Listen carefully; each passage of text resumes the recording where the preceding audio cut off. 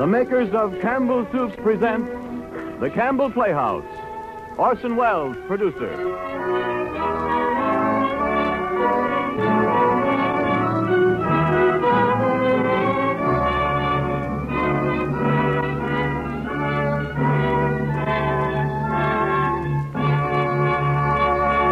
Good evening. This is Orson Welles. For centuries, the heroes of our popular tales have been killers, outlaws, soldiers, knights in armor, warrior kings. Only recently, within the memory of most of you who are listening tonight, has the healer become a hero. The man who is skillful in making people whole instead of cutting them up. The man who strives to persevere life rather than to destroy it. Tonight's story is one of the first of the recent series of books, plays, and films about men of medicine. In 1930, its author, Mr. Sinclair Lewis, was awarded the Nobel Prize for Literature.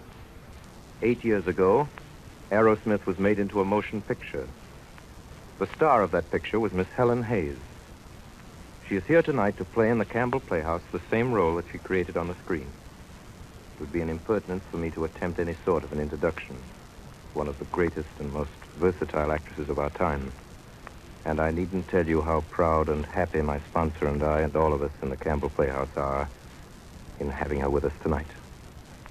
But just now, I'd like you to hear a word from Ernest Chappell.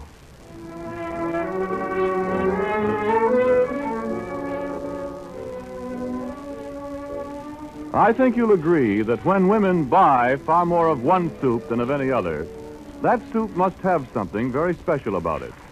Such a soup is Campbell's tomato. It has a flavor that good home cooks and professional chefs agree has never been equaled. This magic flavor is the result of a recipe perfected by Campbell chefs and painstakingly followed at every step.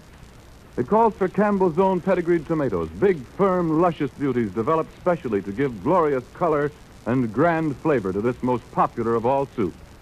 Their bright, tangy, invigorating goodness is skillfully blended with fine table butter and gentle seasoning to make a tomato soup that almost everybody likes. How often do you have this outstanding favorite soup at your house? Why not look over your soup supply and be sure of having Campbell's tomato soup on hand for this weekend? And now for tonight's story. The Campbell Playhouse presents Arrowsmith, starring Helen Hayes and Orson Welles.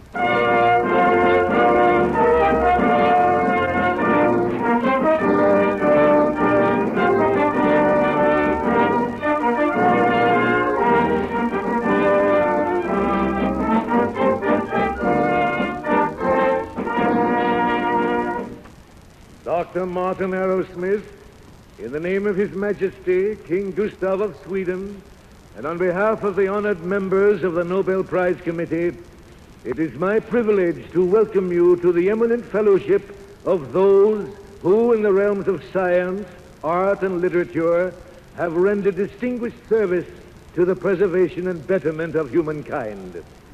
In recognition, therefore, of your brilliant achievement in the fields of bacteriology and physical chemistry, and your unswerving devotion to the tenets of pure science, I have the honor to present to you Martin Arrowsmith.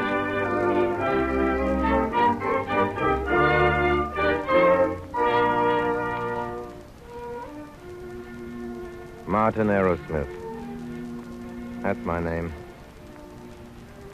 On all sides of me sit leading men of science. Looking down at me, I recognize some of their faces.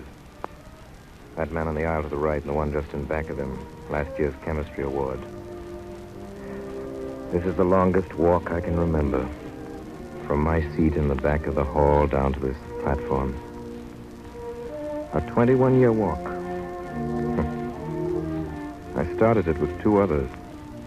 With Leora and Dr. Gottlieb. Now I'm finishing it. Alone.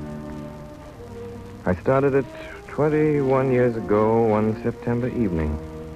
In the chemistry lab at Winnemac. Class stood very still, I remember, not too close. An assistant holding a guinea pig by its legs. Dr. Gottlieb dipped his hands in the bichloride solution and shook them. A quick shake. Fingers down. Like the fingers of a pianist above the keys. He took a hypodermic needle from the instrument bath and lifted the test tube. You will note, I am sure, that in the bottom of the tumbler there was cotton to keep the tubes from being broken. I cannot advise breaking tubes of anthracis germs and afterwards getting the hands into the culture. You might merely get anthrax boils, or you might die a little young. I shall now inoculate the second guinea pig, and the class will be dismissed.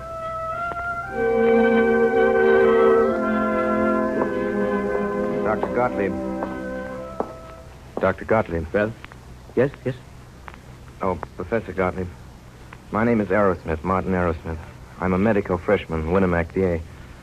I'd like awfully to take bacteriology this fall instead of next year.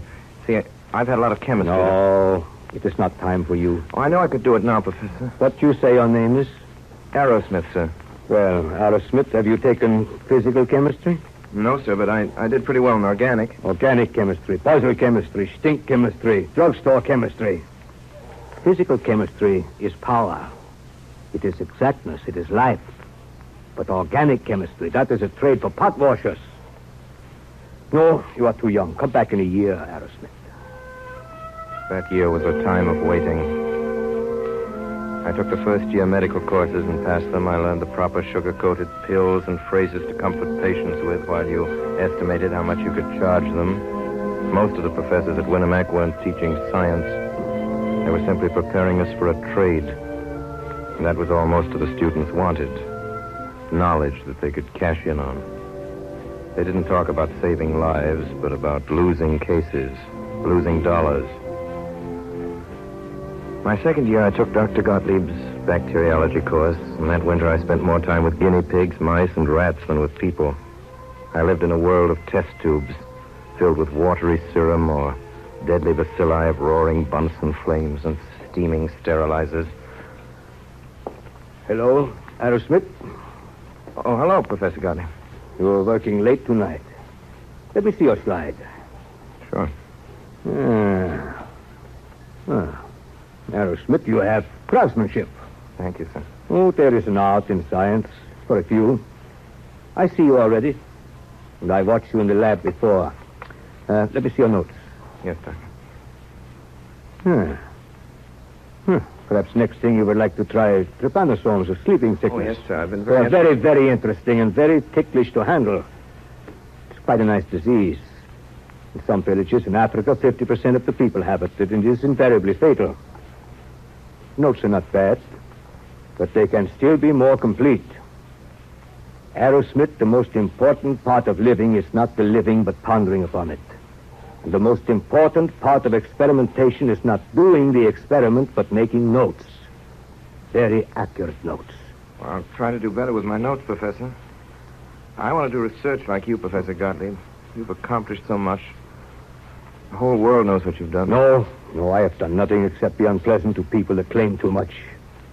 But I have dreams of real discovery someday, and for that I need help. You see, Arrowsmith, not 5 times in 5 years do I have a student who understands craftsmanship and precision and maybe some peak imagination in hypotheses. I think perhaps you may one day be such a student, and perhaps we can help each other, you and I. So, now it's midnight. I would be pleased if you should come to my room and have a little sandwich, Arrowsmith, and we can talk some more.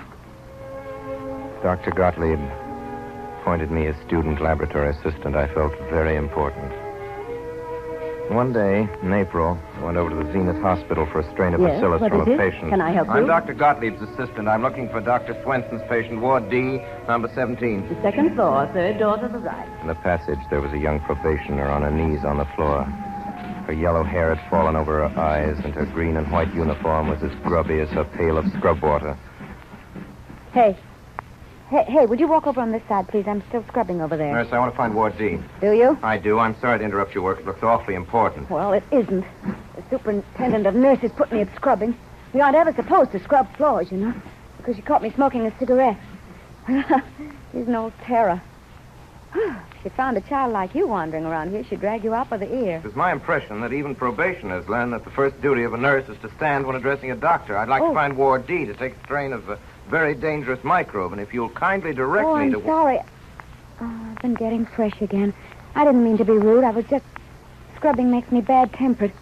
I'm sorry I hurt your feelings, but you do seem so young for a doctor. I'm not. I'm a medical student. I was showing off. So was I. Ouch, I'm so stiff. Yeah, let me help you. Thanks. Pretty hard, this training for nursing, I guess. Not so awful. But it's about as romantic as being a hired girl. That's what we call them in Dakota. I come from Dakota? I come from the most enterprising town in the entire state of North Dakota. Wheatsylvania, it's called. It has 362 inhabitants. Are you in the U Medical School? Yeah, I'm a junior in Mohalis. I'll bet you're good. I don't know. I'm not much of a medic, really. I like the lab side. I think I'll be a bacteriologist. I'm not much for the bedside manner. I'm glad you're not. You get it in here plenty. You ought to hear some of the doctors. That are the sweetest old pussies with their patients, the way they bawl out the nurses. But, lads, now they seem sort of real, what I've seen of them. I don't suppose you can bluff a bacteria. What is a bacterium? No, they're... Say, what do they call you? Me? Oh, it's an idiotic name. Leora Tozer. What's the matter with Leora? It's fine. Do you really think so? Say, when you get away from the hospital for dinner, would you go out with me? Say, tonight? What? Please. All right. We'll go to the Grand. Oh, no, that's terribly expensive unless you're awfully rich. You aren't, are you? I'm not. I just enough money to get through medical school, but I'd awfully like to show you... Let's go to the Bijou. It's a nice place, and it isn't expensive, and they got a funny machine there. When you drop nickels in, it plays brassy kind of tunes like a merry-go-round. See, I'm glad you're so crazy about your lab work, because, well, everybody was perfectly sane where I came from. I got awful tired of being crazy all alone.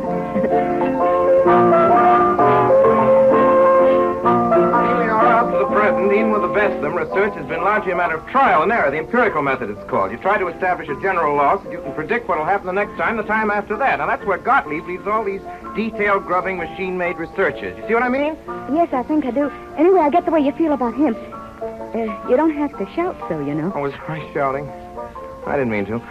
Only when I get to thinking about the way most of these profs don't even know what Gottlieb's up to, the way those idiots don't even see the relation of his work on the synthesis of antibodies, the discoveries of Arrhenius, gee. Leora, hope I'm not boring you. I'm loving it. I get so technical and so noisy. You didn't even stop me and tell me I ought to have better manners. I don't see anything wrong with your manners. Don't you really? Has someone been trying to bring you up? Yeah, but not with any success. Listen, I like having you trust me. I'm not earnest, and I haven't any brains whatever. But I do love it when my men think I'm intelligent enough to hear what they really think. You don't have to tell me about yourself. I've always known you, Leora. I'm not going to let you go no matter what. You're going to marry me. Yes. I guess I am.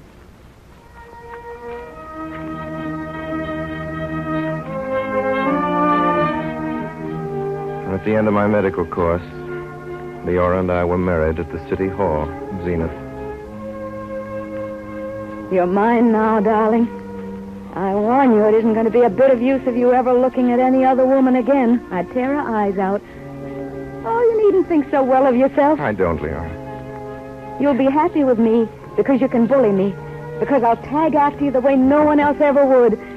I'm stupid and ordinary. Oh, Leora. Oh, yes, I am. But I worship you.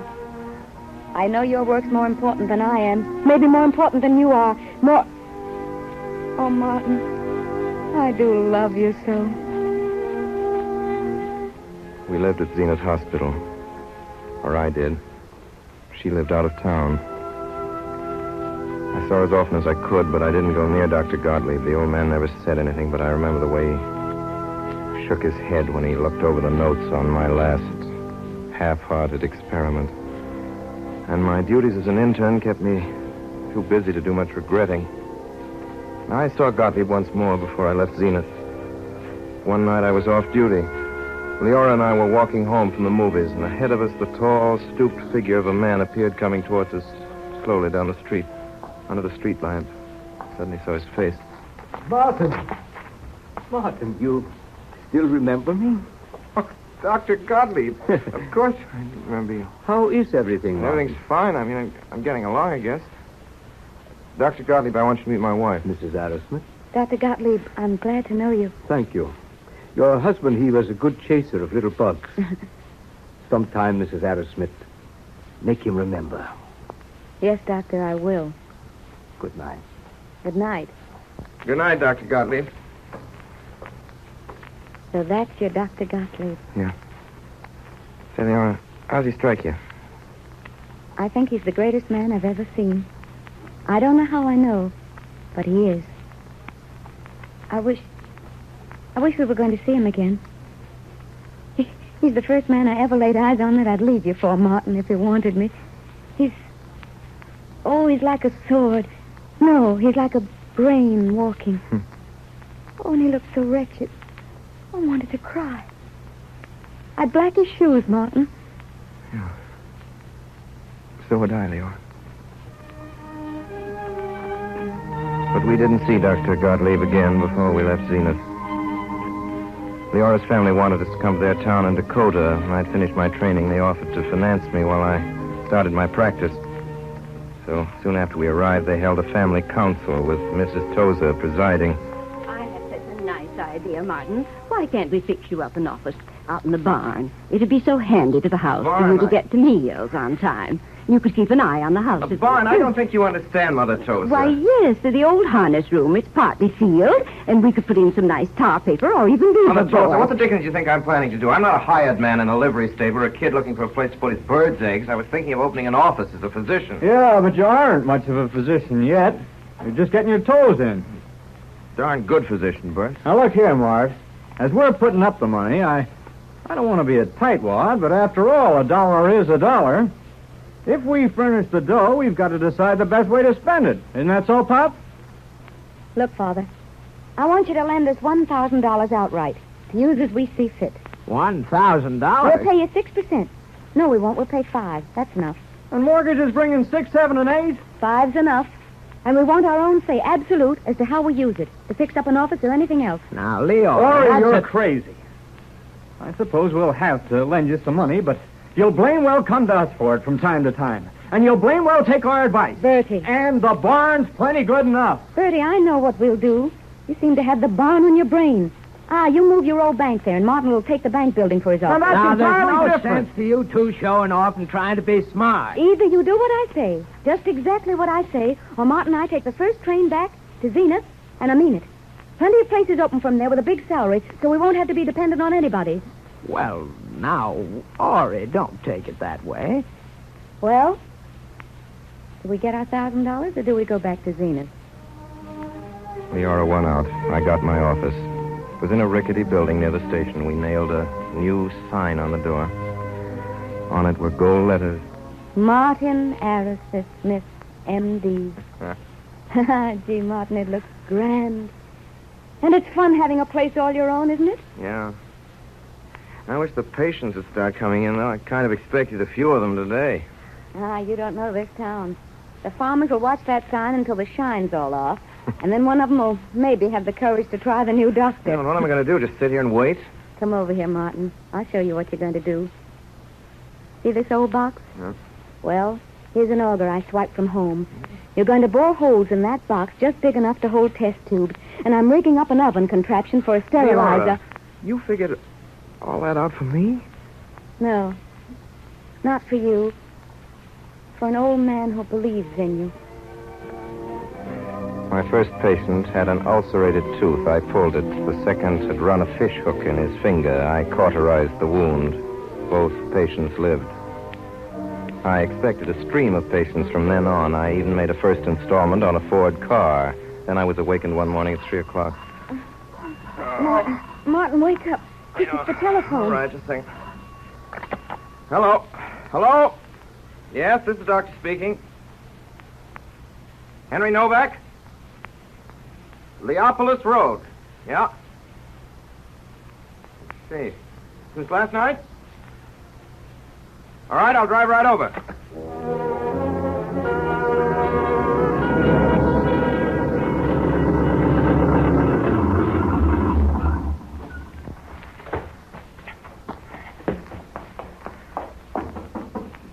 Mr. Novak. Doctor, come in. Yes, that's right. This way, Doctor. The little one is breathing Pan of hot bad. water, Novak, quickly. Here, baby. Baby, open your mouth. That's a good girl. Give me your hand. Here's water, Doctor. All right. How is she? Come over here, Novak. Child's pretty sick. Looks like diphtheria. Brought some antitoxin. We'll inject it. Is there any chance? Yes, Doctor. She very sick. I'm afraid so. I give her some hot clothes, towels, napkins, anything. This room ought to be moist to keep water boiling on that stove. All right, Doctor. I do everything you say, just so you save her. There now. We'll inject. Towel. Towel. Here's some towels, Doctor. We'll wrap her up. Lift that side. This way. Doctor. Yep. Yes, what? Doctor. What's wrong? Doctor, she's so still suddenly. Doctor!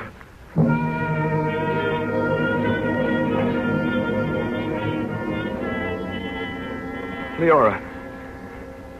Leora, it was my fault. Martin, don't. I should have operated. I should have operated. She'd be all right now. Operate. Did the wrong thing. You did all you could, Martin. Probably all anyone could do. They called you too late that time. I'll never practice medicine again. I'll never practice. Stop saying those things. It'll be different in the No, morning. it's no use. I'm through. I'm no good. I can't face people in this town when they know about it. Through. Martin. I'm through. Martin, listen to me. Do you really think you're the only doctor that ever lost a patient? You did your best. Now get some sleep, Martin. Well, I did get over it. In a couple of years, I built up a pretty fair practice at Wheat, Sylvania. I became a director of Bert Tozer's bank. It was a good life in a way. In the summer, Leora and I drove over to Pony River for picnic suppers and for swimming. In autumn, there was duck hunting.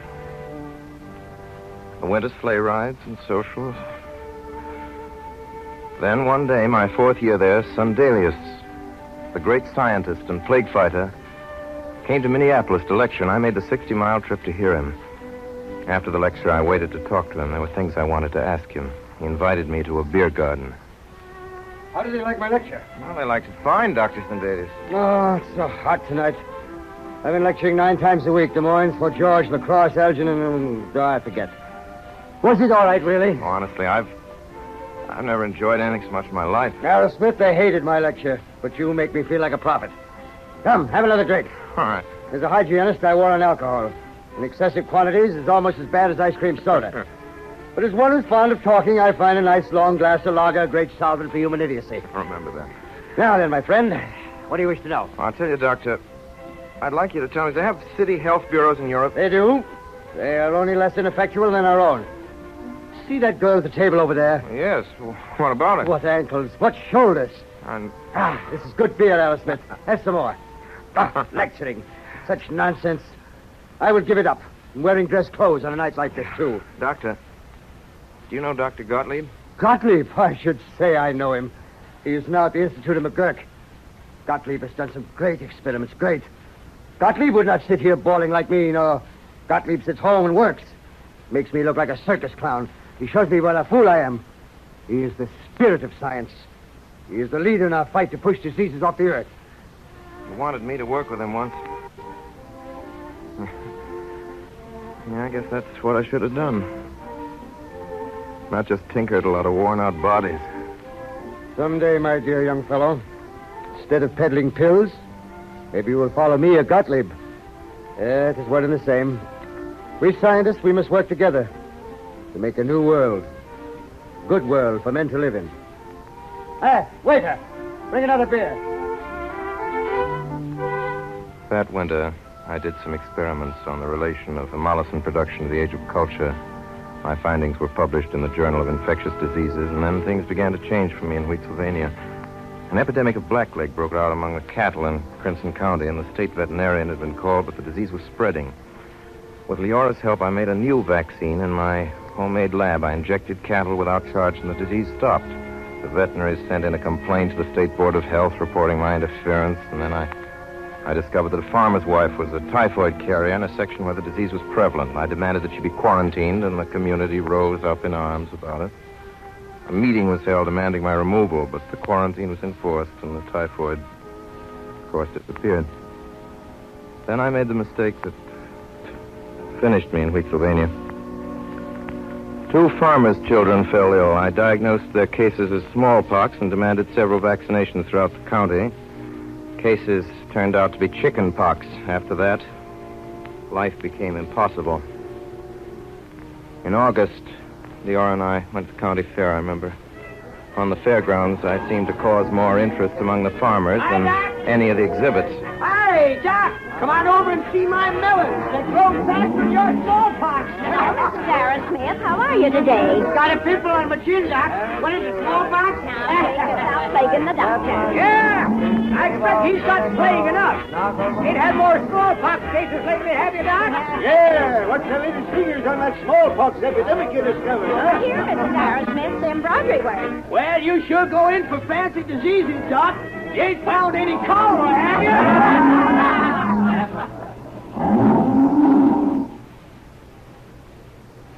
Yeah. Looks like I'm licked, Leora. Might as well get out. Nothing more I can do here. Take years before they trust me again. I'm glad, Martin. You're too good for them here. I've learned a little something here, even if I failed. Yeah, I guess I don't know how to handle people, that's all. I could stick it out, and I would. Except that life's short, and I think I'm a good worker in some ways. Gottlieb sort. Maybe I'll still get a chance. Where do we go, Martin? I haven't the slightest idea. Where I can be useful. Gee, it's fierce being married. Here I expected to be a pillar of the community. Now I'll have to follow you out on the road and be a hobo. Well, I'm too lazy to look up a new husband.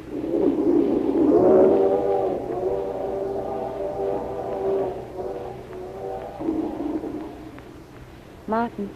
Yeah? Remember that oath Dr. Gottlieb gave you? The first night we were together, you told it to me. Say it again, Martin. No. All right, I'll try. I don't know if I can remember it. Tina. God give me unclouded eyes and freedom from hate. God give me quiet and relentless anger against all pretense and all pretentious work and all work left slack and unfinished. God give me a restlessness whereby I may neither sleep nor accept praise till my observed results equal my calculated results, or in pious glee I discover and assault my error. God give me strength not to trust in God.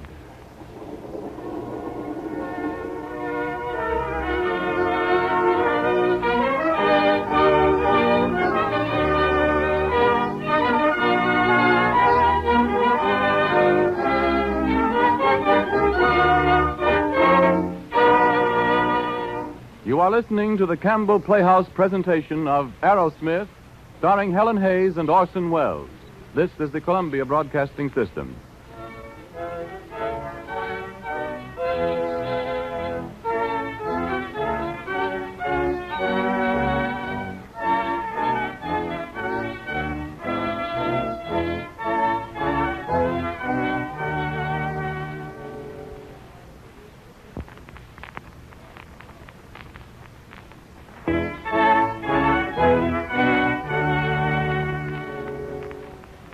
This is Ernest Chappell welcoming you back to the Campbell Playhouse. In a moment or two, we will resume our presentation of Arrowsmith by Sinclair Lewis, starring Helen Hayes and Orson Welles. This is a play about doctors, and the doctor is one servant of humanity we all know and respect, and in our varying ways, appreciate. Of course, Dr. Arrowsmith is a research man, and the doctor you and I know best is a general practitioner, a family doctor. But both of them work for the greater health and happiness of humanity, one in his laboratory, the other right here in our homes.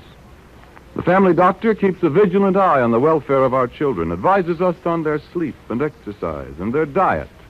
Most doctors, for instance, agree that every boy or girl should have at least a quart of milk each day. In this connection, I'd like to tell you of a pleasant and practical way to give your children more milk. Have cream soups frequently. Nearly every youngster is fond of soup, especially such favorites as Campbell's tomato, or pea, or celery, or asparagus. Simply make them extra nourishing by adding good, wholesome milk instead of water. I'm sure it'll do your heart good to see how children go for any of them, because you know they are getting the good food value of soup and the high nutritional benefits of milk. Let me repeat the soups I mentioned before: Campbell's tomato soup, Campbell's pea soup, Campbell's celery soup, Campbell's asparagus soup. I wish I had the time to describe each of them to you, but I urge you to serve them and find out for yourself how good they are. And remember, when combined with milk, each of them becomes still more nourishing. And now we resume our Campbell Playhouse presentation of Arrowsmith, starring Helen Hayes and Orson Welles.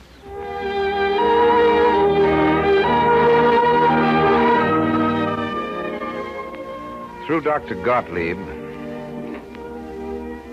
I got a position at the McGurk Institute in New York. My laboratory there was the finest I'd ever seen. I had a trained assistant. I had all the apparatus known to research. And in the midst of all this white-tiled scientific splendor, Dr. Gottlieb was waiting for me. Martin. Oh, Dr. Gottlieb. Oh, Martin, this is very good. You are near to me. My laboratory is just 3 doors down the You don't hall. know how grateful I am to you, Dr. Oh, Gottlieb. gratitude, Pa. How is that girl you married? Oh, she's fine, Doctor. I have an idea she's good for you, that little girl. Yeah, she make you work. Look here, Dr. Gottlieb. Do you really think I know enough to work here? I want terribly to succeed. Succeed? I have heard that word. It is English? Oh, yeah. It is a word that little schoolboys use at the University of Winnemac. It means passing examinations. But, Martin, let us be clear. You know something of laboratory technique. You have heard about these bacilli. You are not a good chemist, and mathematics, pooh, most terrible. But you have curiosity, and you are stubborn. Therefore, I think you will either make a very good scientist or a very bad one. This is your chance to find out, Arrowsmith.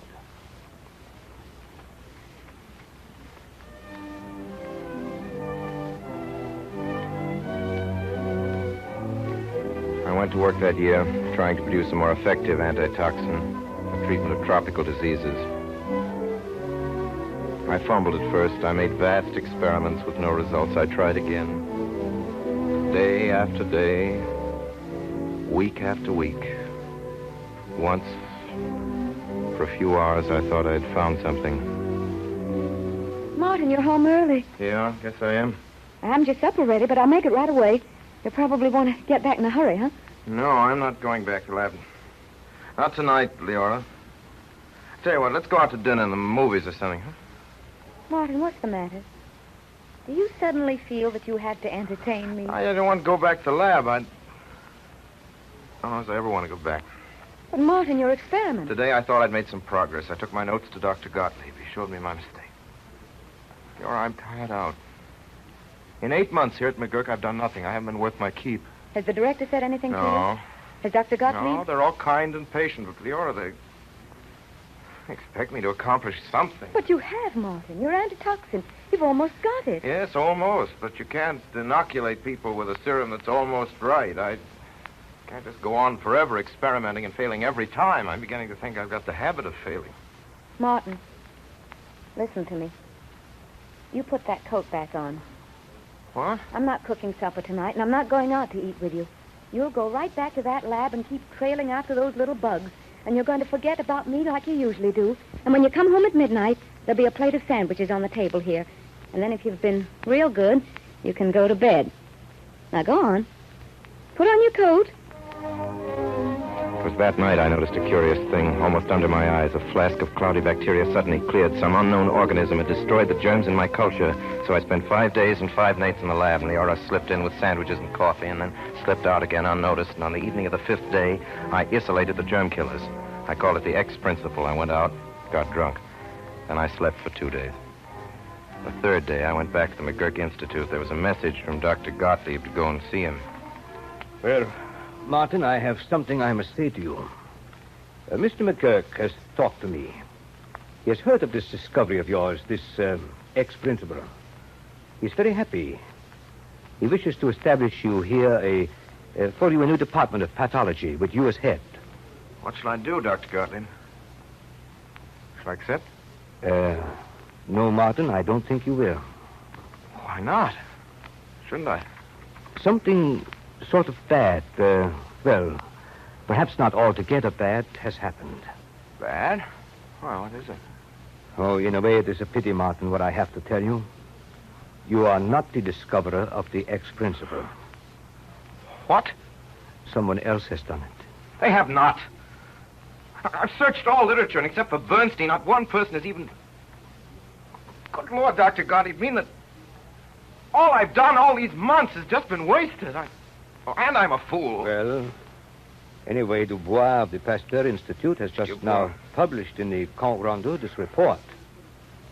It is your ex-principal absolute. Only he calls it bacteriophage. Lord, maybe I oughtn't to care, but... Of course, you could claim to be co-discoverer and spend the rest of your life fighting to get recognized, or you could forget it and write a nice letter congratulating Dubois and go back to work. I'll go back to work. Nothing else to do. I guess McGurk will chuck the new department now. Oh, yeah? There's no doubt. I'll have time to finish my research. Maybe I'll get some points that Dubois hasn't hit on, and I'll publish it to corroborate him. Confound him. Give me the report, Doctor. I suppose now you're glad that I'm saved from being a success. Well, I ought to be. It is a sin against my religion that I am not. But I am getting old, and you are my friend. I am sorry that you are not to have the fun of being pretentious and successful for a while. Martin, it is nice that you will cooperate, Dubois. That is science. To work and not to care too much if somebody else gets the credit. So now I threw myself into the task of making a serum to combat all kinds of diseases. I immunized rabbits against pneumonia and found that the immunity spread to other rabbits. Then I injected rats with deadly bubonic germs and produced an immunity to the plague. And my lab became known as the pest house. I practically lived in it. Then one day, a visitor came to the institute. What? Sundelius. How are you, my boy? I haven't seen you since... Oh, that night we drank so much lager, huh? I remember. I had to carry you to the hotel. Well, Doctor, I had a notion it was the other way around. Yeah? No matter. We help each other, huh? Well, what did I tell you, Arrowsmith? You belong in such a place as this, chasing diseases off the earth. They tell me you've made a fine serum. I'm still making it. How would you like me to help you, Martin? You mean? Oh, no. Not here in the laboratory. In the big laboratory, the world. Place where we fight the plague like bubonic. It's now in the island of St. Hubert. Soon it may spread through the West Indies. From there, who knows? Thanks, Sundelius. I have to finish my experiment. I'm still not sure of my serum. Maybe later. Oh, Martin, listen to me. You can be sure of your serum only one way, by testing it. I know, but... Not on guinea pigs, on human beings. My boy. Come with Sundelius to St. Hubert. I couldn't promise. I'd have to speak to Dr. Gottlieb, Mr. McGurk. I've spoken to them already. Yeah, we've been plotting against you. My boat leaves day after tomorrow. Martin, we'll have such good fun. And maybe we wipe out old Devil Bubonic. Huh? I'm going with you, Martin. No, Leora, you're not going with me. Well, I am. It's not safe, Leora. Billy, of course it is. You can shoot your old serum into me, and then I'll be absolutely all right. Oh, I have a husband who cures things I have. I'm going to blow in a lot of money on thin dresses, though I bet St. Hubert isn't one bit hotter than Dakota on an August day. Listen, Leora, darling, listen. I do think the serum will immunize against the plague. You bet I'll be mighty well injected with it myself, but I don't know. Even if it were practically perfect, there'll always be some people it wouldn't protect, huh? It simply can't go, sweet. Martin, don't you know I haven't any life outside of you? I might have had, but honestly, I've been glad to let you absorb me. I'm lazy and useless and ignorant, except as maybe I can keep you comfortable. If you were off there, and I didn't know you were all right, or if you died and somebody else cared for your body that I've loved so, I'd go mad. I mean it. Can't you see I mean it? I'd go mad. It's just, I'm you, and I've got to be with you.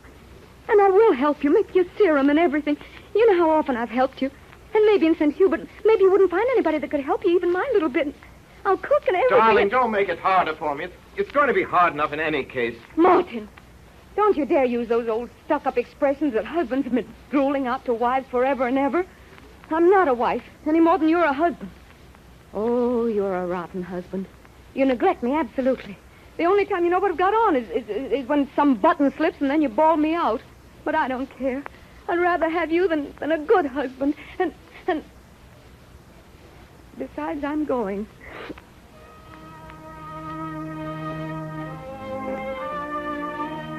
Dr. Gottlieb. Yeah? Who is it? It's me, Dr. Gottlieb. I've come to say goodbye. Goodbye. Yeah. Oh, that has such a final sound. But perhaps you're right. Perhaps we don't see each other again. Arrowsmith, I am growing old and I have my worries.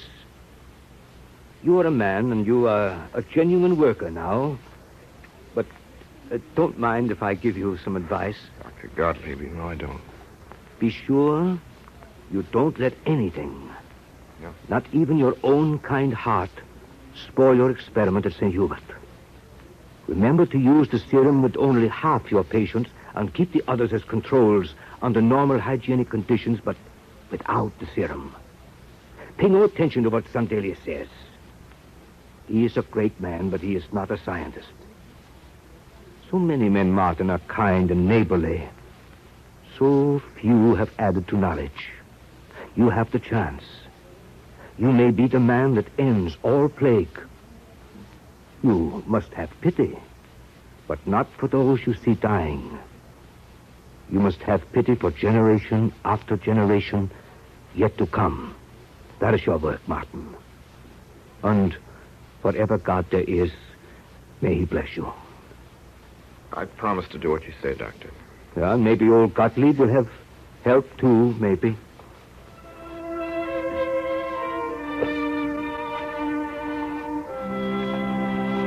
Leora and I sailed the next day from Hoboken. Very late one night, 10 days later, our ship dropped anchor in the harbor of St. Hubert. The island was quarantined, so no one was taken on board. Sondelius, Leora, and I stood alone on the deck. On shore, we spied a few lights. One appeared to be moving toward us, but most of the town was dark. Dark and still. There! Ahoy there! Northern Guard Commission? Yeah? Good. We're ready to take you ashore. Come up into your hands. Thanks. You're the port doctor? No, not exactly. I'm Dr. Stokes of St. Swithin's Parish. For all of us, almost everything nowadays. The port doctor died a couple of days ago. How many bubonic cases you got now? Lord knows. Maybe 1,000. 10 million rats. So sleepy.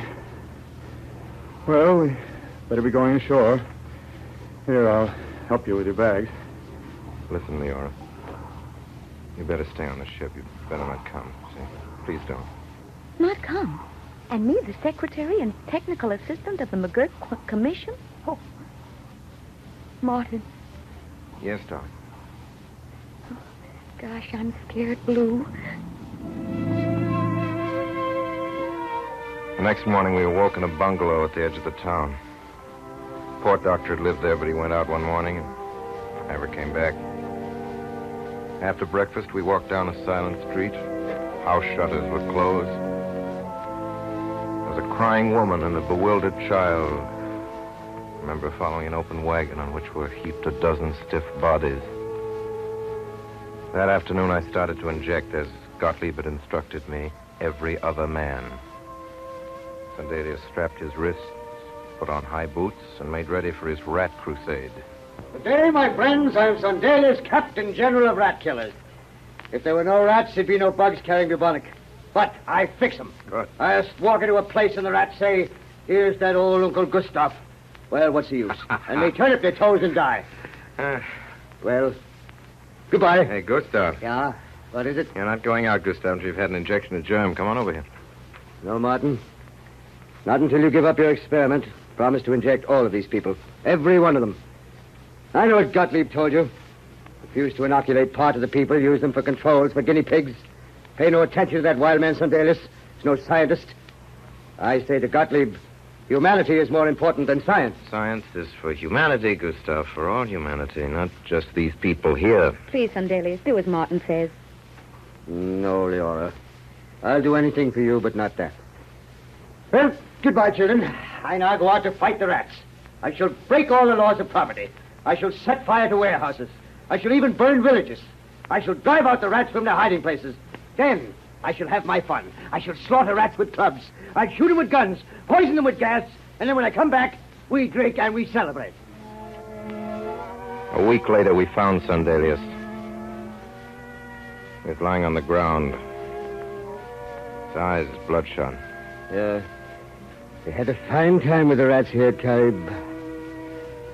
Yeah, you like my new village. Gustav, what's the trouble? Huh? Your eyes, you have a fever. I think it's got me. Some flea got me. Flea from one of those rats. I was just thinking I'll go and quarantine myself. Yeah, I have fever, all right. Lord, Martin, I'm so weak. Not scared, no. I'm going to take you home, Gustav. No mercy. No. I have isolated so many, it's my turn. Martin, Gottlieb is right about these jests of the gods. The best one is the tropics. Gods planned them so beautiful. Flowers and sea and mountains. They made the fruit to grow so well that man need not work, and then they laughed and stuck in volcanoes and snakes and damp heat and the plague. The nastiest trick they ever played on man was inventing the flea. Better save your strength, Gustav. I'm going to pull you through. I'm going to give you the serum right now. This time you can't stop Martin, me. Do not try to fool me. It's too late for serum, too late for anything. I'm not afraid to die, Martin, but once more I'd like to see Stockholm and Fifth Avenue on the day the first snow falls. And Holy Week at Seville, and one good last drunk, huh? I'm very peaceful, Martin. It hurts some, but life was a good game. Martin. Yeah. Give these poor people a serum. Save all of them. Come on, Martin. Do as I say. Sundelius became delirious. Early next morning, he died. From that day, I injected everybody who wanted my serum. I threw away my notes. I injected as fast as I could, day and night. The plague gradually diminished, and the first boat was scheduled to clear quarantine in a few days. My work was almost over. We watched the ship dock from the porch of our bungalow. Martin, Dr. Stokes was here today. Was he? Yes, there are some new cases at St. Swithin's. He believes it's spreading up there. I'll leave him a supply of serum before we go. Go? When are we going? The Oro. Done all we could in St. Hubert. Yes.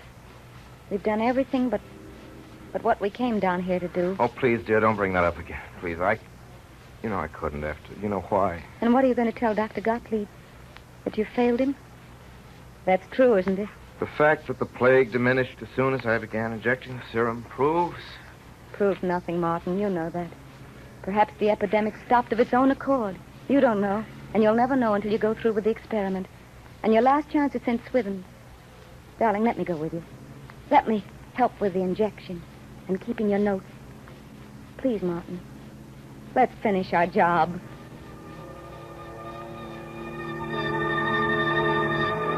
I have this place ready for you, Doctor. All right. Trees will keep the sun off you. There's a line of natives a quarter of a mile long. All right, Stokes, let's begin. Leora, soap and alcohol. The right arms. Yes, Martin. Stokes, get your troops in a circle around the grove. We may need them. Keep two lists. One that I inject, one that I don't. Right, Doctor. Sergeant, you write the names down as I call them out. Yes, sir. I'm ready. Come on. Move up, one at a time. Every other one here. Every other one on that side. Your right arm there. Now the doctor... That's it. No, hold still. Oh! No stick. Maybe. Hope so. Move on. John Playhouse. Take it down, Sergeant. John Playhouse. Hold back! Don't crowd! No changing faces, just as you are! Get your way, Dr. Stokes! Obey orders! Back there! I'll shoot the first man who gets out of line! Now move out one at a time! All right. That's all for now. Come back in an hour after lunch. Leora. Leora, what's the matter? Nothing, darling. Just a little tired, I guess. No wonder, you poor kid. I'm going to take you home, put you to bed. You'll do no such thing. You're going to finish your experiment. One more day and your work's safe. Nothing's going to stop you now. Well, I'll have Stokes take you down the bungalow. Nonsense. You'll need him here. I know my way. What's there to be afraid of? Darling, you're not afraid of anything. Yes, one thing, Martin. Yep. I'd be afraid if anything happened to this experiment. It's so near. And it's our big chance, darling. It's everything we've been working towards. It's our whole lives. Well, I'll be going now. I'll come down to the house as soon as I finish. Just one thing, Martin. I forgot my second shot of serum yesterday. Set out your needle, Doctor. All right. Darling, give me your arm. I love your arm. There. I love you, Martin. And thanks for bringing me here. Thanks for... well, for everything. You're thanking me. Oh, darling. But you don't know what it means for someone like me who doesn't amount to so much, getting a chance to be with somebody who does. Oh, Martin, I'm so proud of you and what you've done.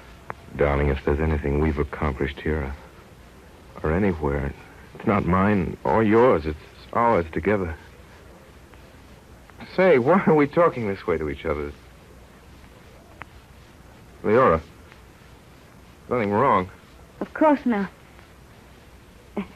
It was silly talk, wasn't it? But I wouldn't have missed it. I wouldn't have missed anything, Martin. Not anything in our whole life.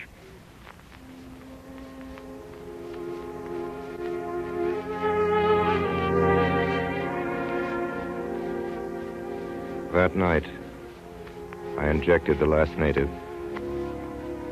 collected my notes, and Stokes drove me back to the bungalow. On the bed, across the folds of torn mosquito netting, I found Leora's body, very frail and very still. I talked to her. I told her everything. I don't know what I said. And that evening I dug a deep pit in the garden and carried her there. A high and windy garden looking toward the sea. I don't remember how I left the island, how I got back to New York, how my notes got published, how I got started working again. I don't remember. And now, I'm standing in this great hall, and I have a scroll of parchment in my hand. I know that the world has just honored my work, and that this is the loneliest day of my life.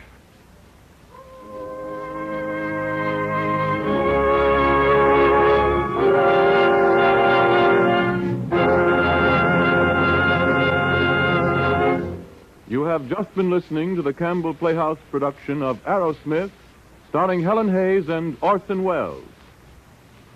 And here he is, Orson Welles. Ladies and gentlemen, the road.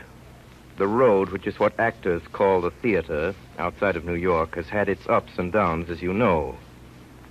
The last 2 years, during which Miss Hayes has brought her wonderful performances Victoria and Victoria Regina to 45 cities all over the nation, must definitely be called an up.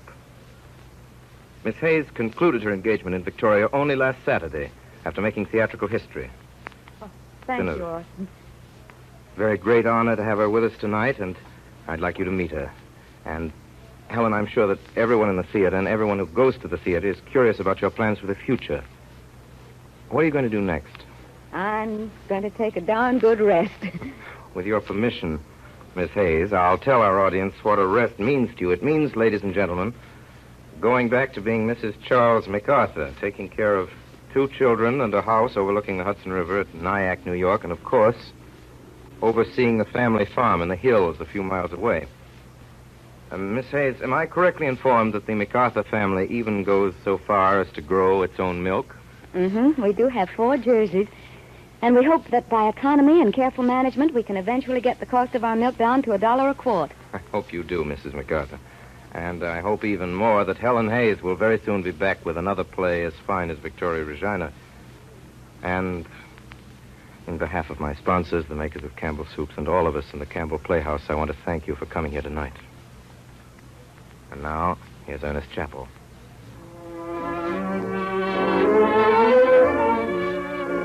In a moment or two, Orson Welles will bring us news of next week's story. A little while ago, I spoke of the excellent flavor of Campbell's tomato soup. It is this flavor that has made tomato soup the most popular soup in all the world, more often served and eaten than any other. It is this flavor, too, that accounts for the fact that tomato soup is seldom made at home. You see, the delicious taste of Campbell's tomato soup is so widely known, so well liked, that women have come to feel that making tomato soup at home is a task that they can dispense with. Indeed, women everywhere concede that they cannot match the superb flavor of Campbell's tomato soup. So whether you make soup at home or not, here's one soup you should buy and keep on hand. Your family will like Campbell's tomato soup, and the chances are they'll like to have it often. They'll delight in the sunny, glowing red of it, the racy aroma that steams up from the plate, the smooth texture and fine taste of each spoonful, first to last.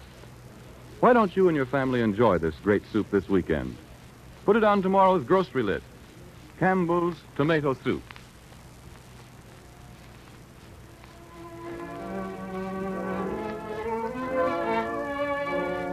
In tonight's presentation in the Campbell Playhouse, Orson Welles and our guest, Helen Hayes, was heard in the roles of Martin Arrowsmith and Leora.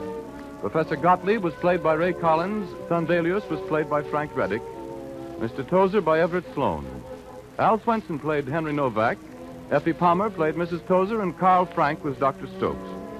Music for the Campbell Playhouse was arranged and conducted by Bernard Herrmann.